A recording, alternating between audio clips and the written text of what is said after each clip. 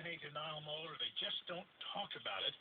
Does this kind of just show people this is how it works, that the media really does have people in it who are very opinionated and who are in the tank, and now we know that? Can anybody do anything about it? Should a Harwood be taken off the air, or should commentator be flashed underneath him? What would you like to see happen? Yeah, I mean, certainly we'll listen to your radio show, we'll know about what's been exposed in these leaks, and like you just mentioned, the journalist bias, but as long as it's not, spoken about on NBC or CNN or MSNBC or written on the New York Times, I don't know how much it will affect the election, because a lot of these listeners and readers are already probably in the Donald Trump camp. I mean, and it's ironic, because the reason these outlets aren't covering these revelations is because it's their own journalists who were shown being close to the Clinton campaign.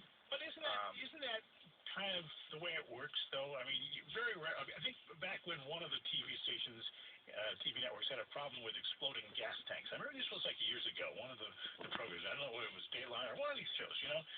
It may have been some other one. But the thing is, you didn't see stories about it on that channel. That's why there were a diversity of outlets. You could bet that Fox News is going to be all over what's bad about CNN, and NBC might pick on what's bad about Fox News. Yeah, well, one side of it is if these networks and print outlets aren't covering it, they'll slowly but surely lose readers who will go to other outlets who aren't afraid to cover these stories. Right.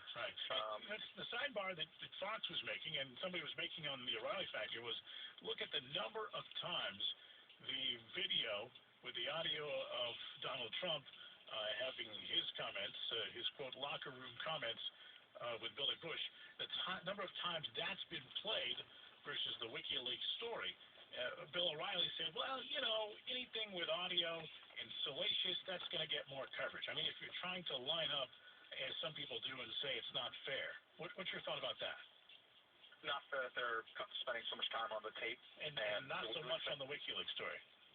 Yeah, again, their excuse is that, they say the Russians are behind this, or that it's legitimate, but, if WikiLeaks released that tape, I'm sure they'd still be covering the tape just as much. Yeah, it's certainly, that's one of the ways, bias is shown in media isn't necessarily through them writing in their story that this is wrong and this is right. It's just by what they decide to cover. And if they decide to cover only negative stories about Donald Trump and no exposés on Hillary Clinton, then, you clearly see what they want the result of the election to be. When this is all said and done,